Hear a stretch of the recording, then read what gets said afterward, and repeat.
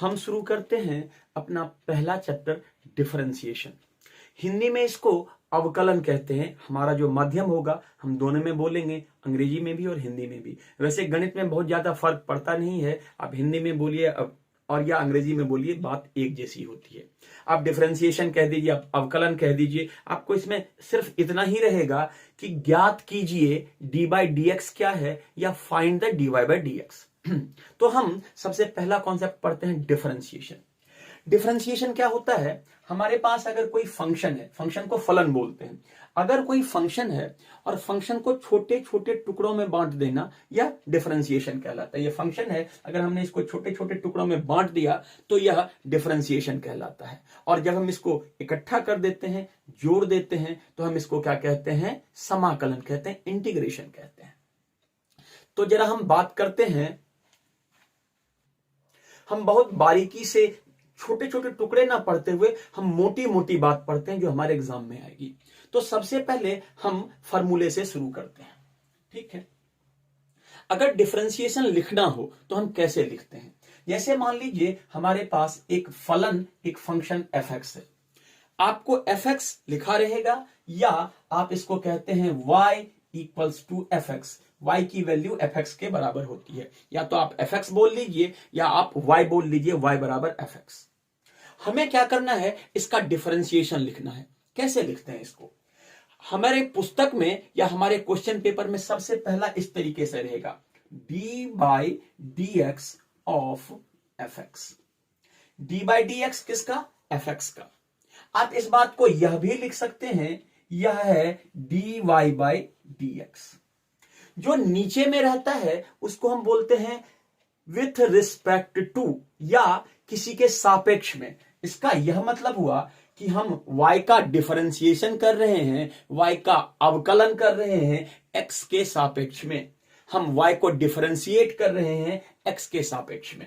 अगर हमने यह लिखा है dt बाई dx, तो इसका यह मतलब हुआ कि हम t को डिफरेंशिएट कर रहे हैं x के रिस्पेक्ट में, t को डिफरेंशिएट कर रहे हैं x के सापेक्ष में। अगर हमने लिखा dz बाय dy, हो सकता है कि नीचे वाला फंक्शन y भी हो जाए, तो इसका यह मतलब हुआ कि हम z को डिफरेंशिएट कर रहे हैं किसके रिस्पेक्ट में? y के रिस्पेक्ट में। z को डिफरेंशिएट कर रहे हैं y के रिस्पेक्ट में।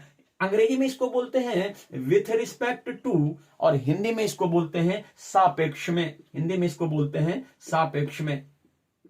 तो यह y का x के सापेक्ष में dy बाई डी एक्स, यह t का x के सापेक्ष में dt बाई डी एक्स, यह z का y के सापेक्ष में dz बाई डी एक्स। हम इसी तरीके से डिफरेंशिएशन के फंक्शन को डील करते हैं, डिफरेंशिएशन के फंक्शन को हम इसी तरीके से बताते हैं। अब हम देखते हैं अवकलन को लिखते किस प्रकार से हैं, अवकलन को कितने तरीके से लिखा जा सकता है, डिफरेंशिएशन को कितने तरीके से लिखा जा सकता है। तो हम इसको लिख सकते हैं d by d x of any function, किसी भी फंक्शन का डिफरेंशिएशन, या हम इसको लिख सकते हैं d y by d x. हम यहां अभी x के सापेक्ष की बात कर रहे हैं, x के रिस्पेक्ट की बात कर रहे हैं। दोनों भाषाओं में बात होगी, बाइलिंगुअल होगी, हिंदी और अंग्रेजी में। आप थोड़ा सा समझने की कोशिश कीजिएगा।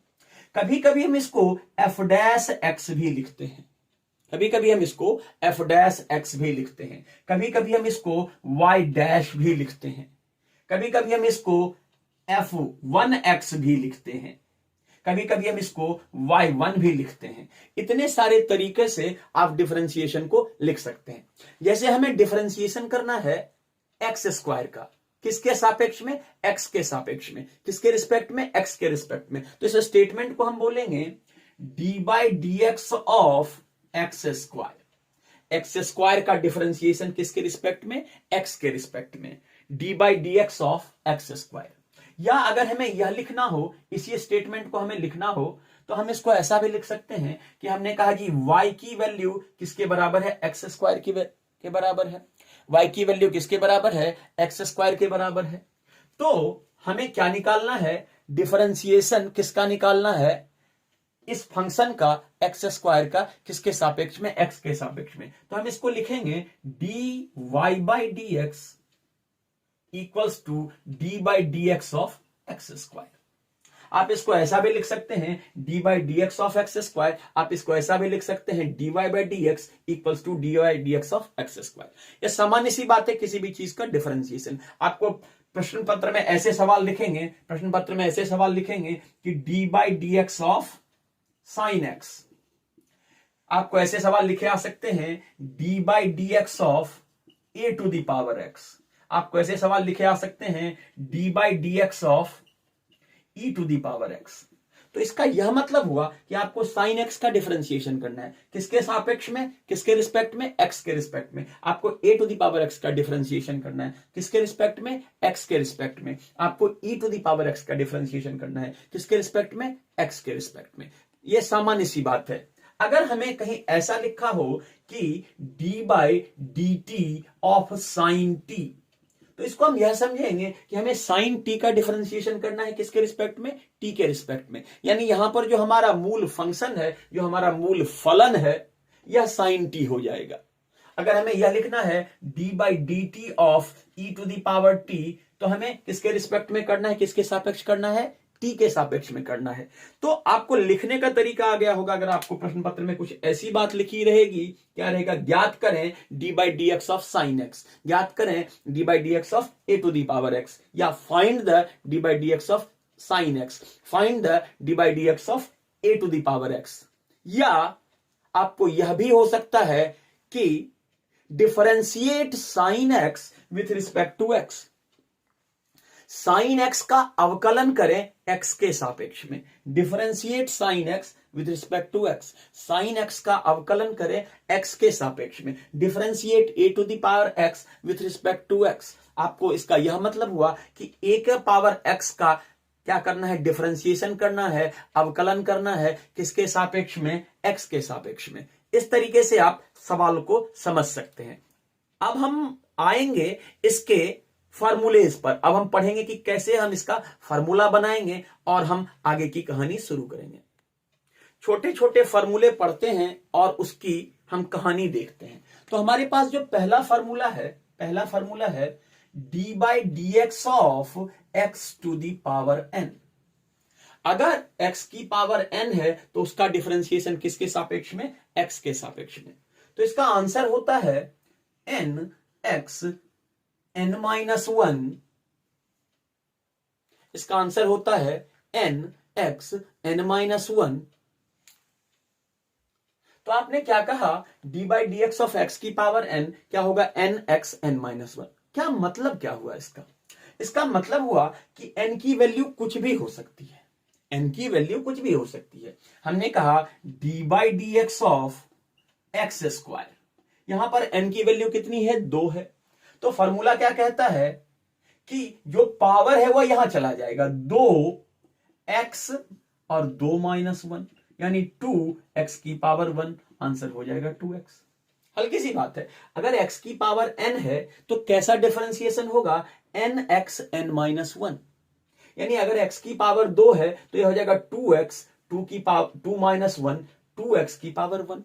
अगर हमने कहा कि d by d x of x 5, अब यहां पर n के जगह पर क्या आ गया, 5, D by d x of x की पावर 5, एक्स का घात कितना है, 5। यह घात है, पावर है, अंग्रेजी में इसको पावर बोलते हैं और हिंदी में घात बोलते हैं। एक्स की पावर 5, तो करना क्या है, पावर को यहां लाना है, पावर इसके बगल में आ जाएगा और एक्स की पावर इससे एक कम पावर हो जाती है, 5 में से 1 गया 4।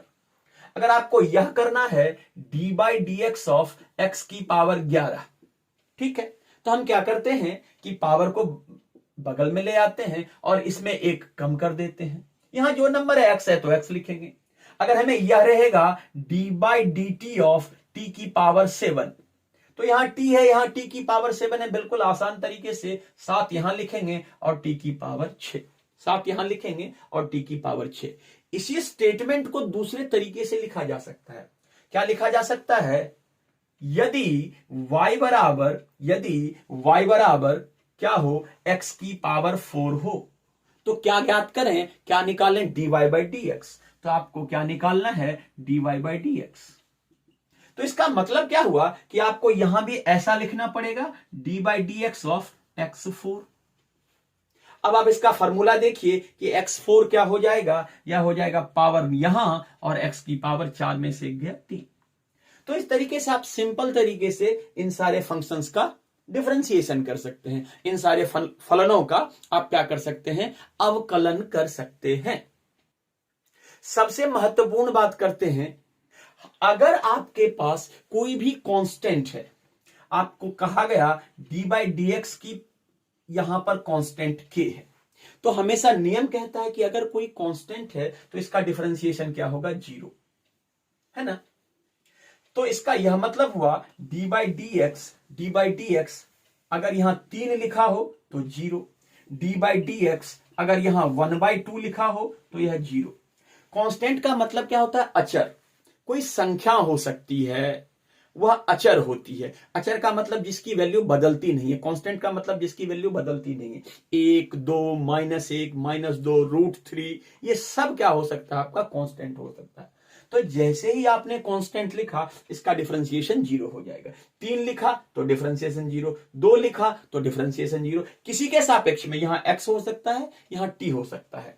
तो d by d x of -1/3 ये भी हो जाएगा आपका 0। यानी अगर आपके पास कोई भी कांस्टेंट है तो इसका डिफरेंशिएशन 0 हो जाएगा। अब हम इन दोनों नियमों को मिला देते हैं। अगर हमने कहा कि d by d x of constant into x की पावर n, यह x की पावर n था, इसका हमने पीछे सीखा था, और यह कांस्टेंट है, इसका हमने अब सीखा था। तो आपको यह सिखाया गया था कि अगर कांस्टेंट हो उसका डिफरेंशिएशन 0 है, और x की पावर n हो तो उसका डिफरेंशिएशन n(xn-1) होता है। लेकिन जब दोनों चीजें एक साथ आएंगी तो इसका बहुत ही सामान्य सा नियम है कि जो कांस्टेंट है वो बाहर चला जाएगा, यह जो अचर है वो बाहर चला जाएगा, और हमें किसका डिफरेंशिएशन करना पड़ेगा, हमें डिफरेंशिएशन करना पड़ेगा सिर्फ x की पावर n का। कांस्टेंट बाहर चला जाएगा, 0 नहीं होगा, 0 नहीं होगा, वह रहेगा, वह आपके सवाल में यथावत रहेगा, सिर्फ बाहर चला जाएगा, मल्टीप्लाई हो जाएगा, आप ऐसा कह सकते हैं। तो आपने क्या कहा जी, कांस्टेंट तो बाहर हो गया, x की पावर n आपने पीछे डिफरेंशिएशन किया था, आपने कहा था n(xn-1).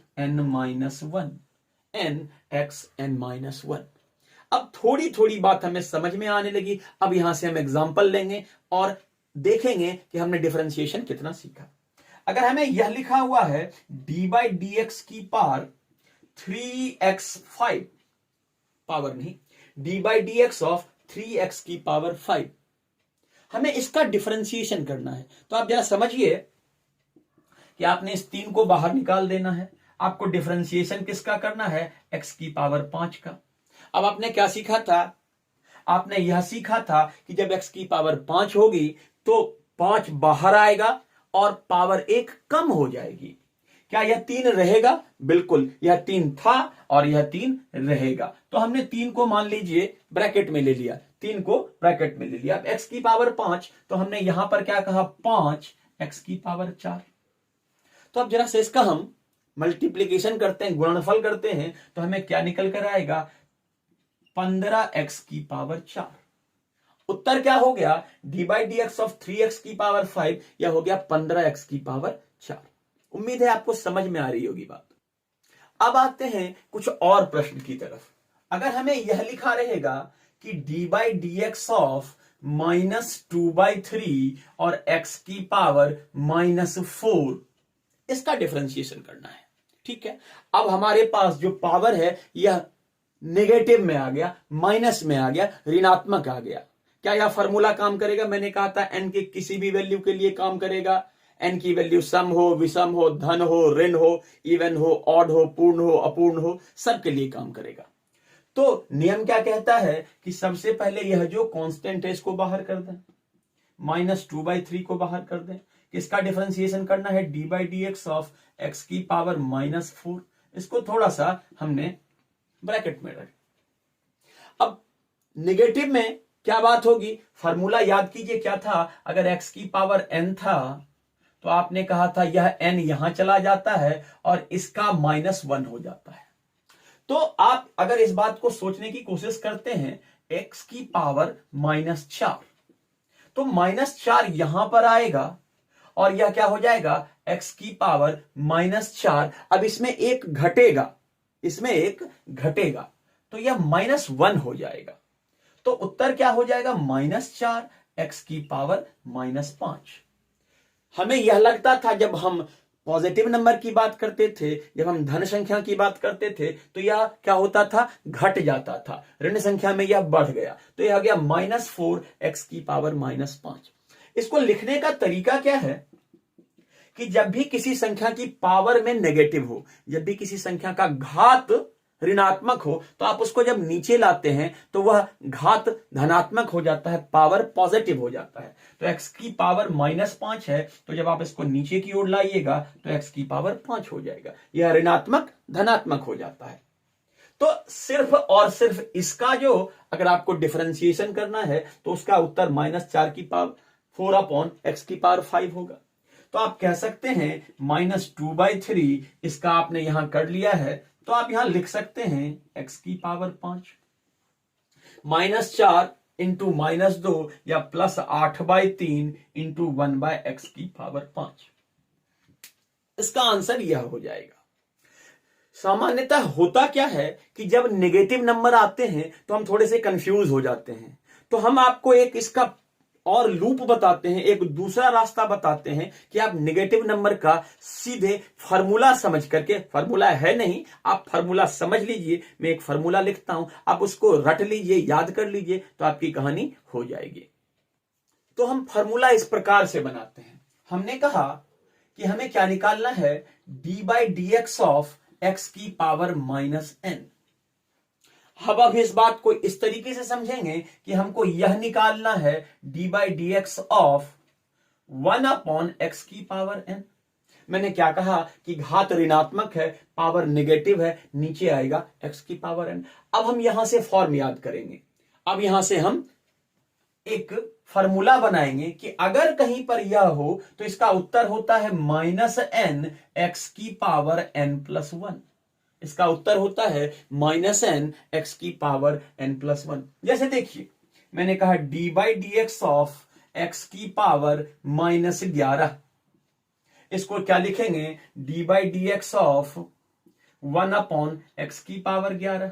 अब तेजी से इस बात को भी कर सकते हैं, या लिखने की जरूरत नहीं है। अब आपको यह ऐसा दिख गया तो करना क्या है, यहां पर सिर्फ नेगेटिव लगाना है और इसका पावर फिर से बढ़ा देना है।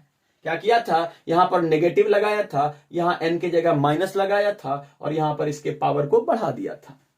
ठीक है, अगर मुझे यह करना है d/dx ऑफ 3x की पावर -2/3, क्या करना है, d/dx ऑफ 3x की पावर -2/3। तो इसका मतलब क्या हुआ, 3 तो बाहर है, इसको बाहर कर दीजिए। हमें क्या निकालना है, d/dx ऑफ 1/x की पावर 2/3। तो हमें क्या निकालना है, 3 तो बाहर है। क्या कहा था, यह जो पावर है ऊपर में नेगेटिव लिख दीजिए, -2/3, और इसमें एक ऐड कर दीजिए, x की पावर 2/3 + 1। फिर से हमारे पास क्या था, 3 इंटू एक्स की पावर -2/3, 3 गुणे x की घात -2/3। तो हमने क्या किया, यह 3 कांस्टेंट था, यह तो हमारे फंक्शन में डिफरेंशिएट नहीं होगा, तो इसको हम सबसे पहले बाहर कर देते हैं। इसका हमने पॉजिटिव बना लिया, इसका हमने पॉजिटिव बना लिया। अब हमने क्या लिखा कि यहां जो घात होता है वह नेगेटिव में चला जाता है, तो यह -n, तो -2/3, और इसमें 2/3 + 1 ऐड हो जाएगा। तो इसका आंसर हो जाएगा 3 इंटू -2/3 अपॉन, जब आप इसको जोड़िएगा 2/3 + 1, तो यहां पर हो जाएगा 2, यहां हो जाएगा 3 और 3, ये इससे गुणा 2, ये इससे गुणा 1, 2 और 3 5, ये हो जाएगा 5/3। इन चीजों को आप थोड़ा सा तेज कर सकते हैं, इन कैलकुलेशन को फास्ट कर सकते हैं। अब 3 से 3 कट जाएगा, तो आपका क्या होगा, -2/x की पावर 5/3। सवाल कैसा भी हो आप आराम से बना सकते हैं, बहुत ही बेसिक बात हो रही है। अभी कुछ और फॉर्मूलों को डील करते हैं और उस पर कुछ सुंदर से सवाल बनाते हैं। अगर हमें यह लिखा है d/dx of e to the power x, किसका डिफरेंशिएशन करना है, e की पावर x का। ई वस्तुतः एक कांस्टेंट होता है जिसकी वैल्यू कितनी होती है 2.7 समथिंग 2.73। ठीक है, तो इसका डिफरेंशिएशन करना है, बहुत ही आसान होता है। इसका डिफरेंशिएशन होता है e to the power x, d by d x of e to the power x। e to the power x का किसके सापेक्ष में, x के सापेक्ष में, x के रिस्पेक्ट में क्या डिफरेंशिएशन होगा, e to the power x। कोई दिक्कत की बात है नहीं। हम और फार्मूले की तरफ चलते हैं, d बाई डी एक्स। अब हमें किसका डिफरेंशिएशन करना है, हमें करना है log ex। अगर आपके पास बेस में नीचे में e हो तो इस log को हम क्या बोलते हैं, ln बोलते हैं। आपकी पुस्तक में log e है तो इसको ln बोलते हैं। तो आप जो कैलकुलस में यह विधि अपना करते हैं, इसमें हमेशा e होता है। जो भी हमारे पास log होता है हम उसको e में डील करते हैं। अगर हमारे पास डिफरेंशिएशन हो या हमारे पास इंटीग्रेशन हो, हमारा जो नीचे वाला है बेस में हमेशा e होता है और फंक्शन x का होता है। तो log e to the power x, इसका डिफरेंशिएशन क्या होता है, 1/x। एक और बात, अगर हमारे पास d बाई डी एक्स और a to the power x हो जाए, अगर हमारे पास d by d x of a to the power x हो जाए तो इसका आंसर होता है a to the power x log a। यहां बेस में हमेशा क्या होता है, e होता है। a to the power x का a to the power x log e a। बहुत ही महत्वपूर्ण फलन है, बहुत ही महत्वपूर्ण फंक्शन है ये और ये। ठीक है, और एक बार पुनः हम उस फॉर्मूले को लिख देते हैं। आपने क्या कहा, d by d x of x की पावर n, ये होता है nx n-1। अब आप गौर करेंगे, मैं आपको एक बहुत ही शानदार सी बात बताने जा रहा हूं। इसमें जितने भी x हैं उन सभी x को आप एक लीनियर फंक्शन से रिप्लेस कर सकते हैं। फिर से, इसमें जितने भी x हैं आप उसको एक रैखिक समीकरण से, लीनियर फंक्शन से रिप्लेस कर सकते हैं। यानी आप इस x को, इसमें जितने भी x हैं, ये बहुत महत्वपूर्ण बात है और आपको बहुत सारे सवाल चुटकियों में बन जाएंगे। यह जो x है, आप इस x को एक लीनियर फंक्शन, रैखिक समीकरण से रिप्लेस कर सकते हैं। अगर कहीं x लिखा हो और कहीं 2x प्लस 3 लिखा हो, तो अगर आपको x की पावर n का डिफरेंशिएशन आता है तो आपको 2x प्लस 3 की पावर n का डिफरेंशिएशन आएगा। आपको सिंपल 2x है, इसका डिफरेंशिएशन आएगा। रैखिक समीकरण का मतलब x की घात 1 होनी चाहिए, x की घात 1 होनी चाहिए। जैसे ये आप 2x प्लस 3 एक रैखिक समीकरण है, माइनस 3x प्लस 4 एक रैखिक समीकरण है, माइनस 1/3x प्लस 9 एक रैखिक समीकरण है। यह सारे एक रैखिक समीकरण हो सकते हैं। अब हम आपको एक सुंदर सा उदाहरण देते हैं। हमने आपको एक उदाहरण कहा कि d by d x 2x plus 1 का होल क्यूब, इसका हमें क्या करना है, डिफरेंशिएशन करना है। 2x प्लस 1 का होल क्यूब, इसका जो पावर 3 है उसका डिफरेंशिएशन करना है। तो अब इसका साधारण सा उपाय क्या लगता है कि हमें इसको खोलना पड़ेगा a प्लस बी के होल क्यूब से। बिल्कुल आप खोल सकते हैं। आप इसको लिखिएगा a cube plus b cube plus 3a square b plus 3ab square. बहुत सारे टर्म हो जाएंगे, बहुत सारे पद हो जाएंगे। आप उससे उसका डिफरेंशिएशन अलग अलग तरीके से कर सकते हैं। अब आप इसका शानदार तरीके से डिफरेंशिएशन कर सकते हैं। आपको यह पता है कि d by d x of x की पावर n अगर आपने कर लिया है तो आपने क्या लिखा, आपने लिखा इसमें nx n-1। अगर आपके पास कोई रैखिक समीकरण है, कोई लीनियर फंक्शन है, अगर आपने यह कहा d by d x of, मान लीजिए 2x प्लस 1 की पावर n, इसका डिफरेंशिएशन करना है। सब कुछ बिल्कुल ऐसा ही होगा।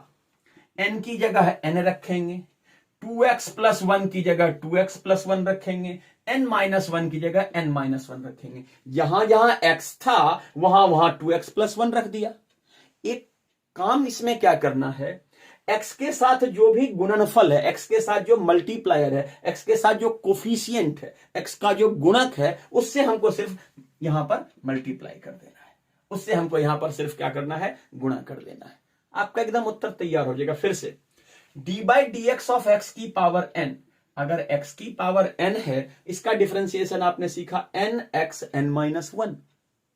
अगर आपको यह देखना है कि d by d x of 2x plus 1 की पावर n, मतलब आपने इस x को एक रैखिक समीकरण से, लीनियर फंक्शन से रिप्लेस कर दिया। D by d x of 2x plus 1 की पावर n, तो इसका डिफरेंशिएशन आपका क्या हो जाएगा, जहां जहां x है वहां पर 2x प्लस 1 रख दीजिए। आखिरी में आपको करना क्या है, जो x का गुणक है, x का जो कोफिशिएंट है, उससे मल्टीप्लाई कर दीजिए। यही नियम यहां लगाते हैं। तो आपने क्या कहा, अगर 2x प्लस 1 की पावर 3 है तो इसका क्या मतलब हुआ, इसका आंसर हो जाएगा 3 2x प्लस 1 की पावर 2। x की पावर 3 का डिफरेंशिएशन क्या होता है, 3x की पावर 2।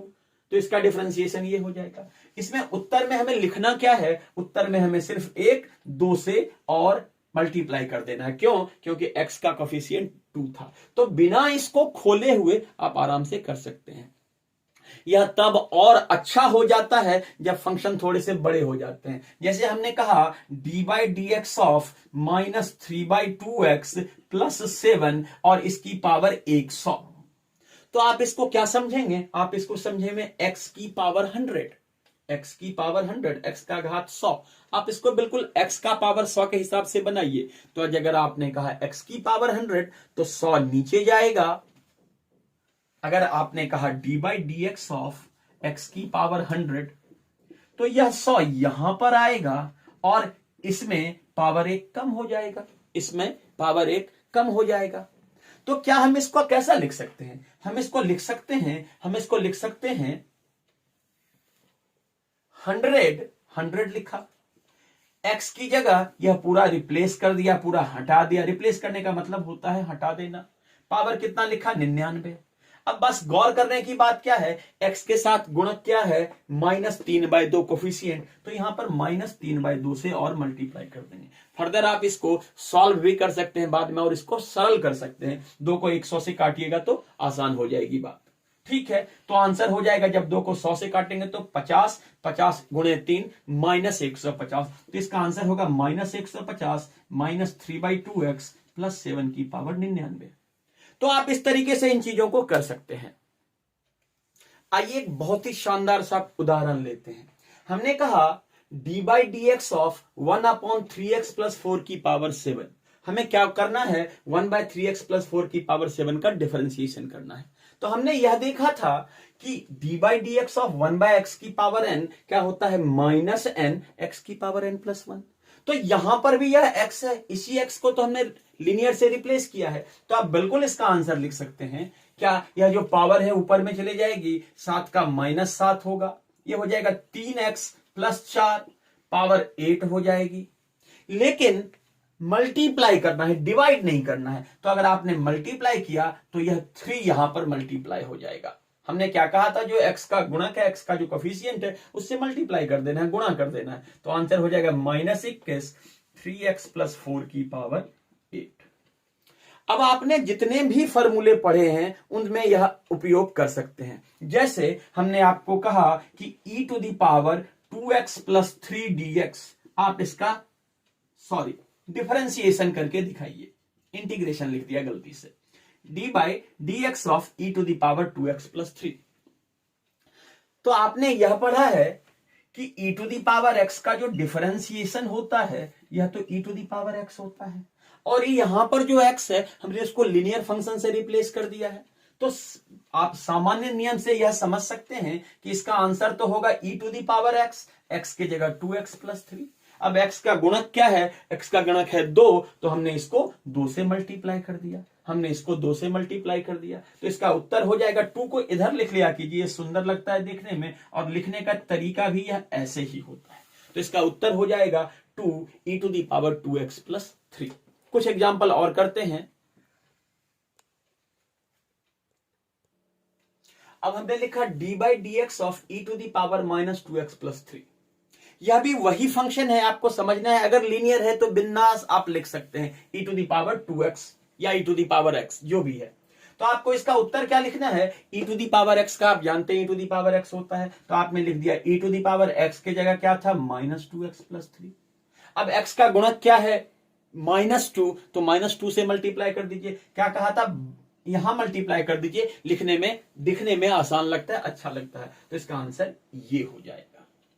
अगर हमने दूसरा सवाल लिया, यह फॉर्मूला है, आपने यह लिखा था d by d x of a to the power x, बहुत ही महत्वपूर्ण है। तो आपने इसको क्या लिखा, a to the power x और लॉग ए। हमने यहां कुछ नहीं लिखा है तो आपको ई समझना है बेस में। आप इसको ऐसा भी लिखते हैं a to the power x ln a. एक और बात ध्यान रखिएगा, यहां पर क्या लगा रहता है, मॉडुलस फंक्शन लगा रहता है, मॉड लगा हुआ रहता है। यह मॉड आप लिख दीजिएगा तो उत्तर बिल्कुल सही होगा। अगर एक में मॉड ए है और एक में मॉड ए नहीं है तो मॉड ए वाला उत्तर सही होगा, क्योंकि लॉगरिथम में जो लॉग फंक्शन होते हैं, जो लॉग के फलन होते हैं, लघुगणक के जो फलन होते हैं, यह हमेशा कौन से मान रखते हैं, धनात्मक मान रखते हैं, पॉजिटिव मान रखते हैं। तो आपने क्या कहा, इसका उत्तर ये हो जाएगा। एक इसी पर हम सवाल बनाते हैं तो बिल्कुल ऐसा ही है, आप इसको लिख सकते हैं 2 टू दी पावर एक्स और ln2।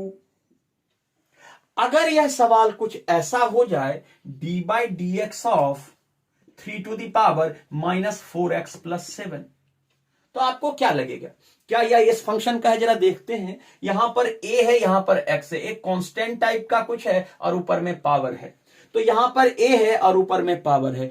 x जो है वह आप रैखिक से रिप्लेस कर सकते हैं, रैखिक से उसको हटा सकते हैं।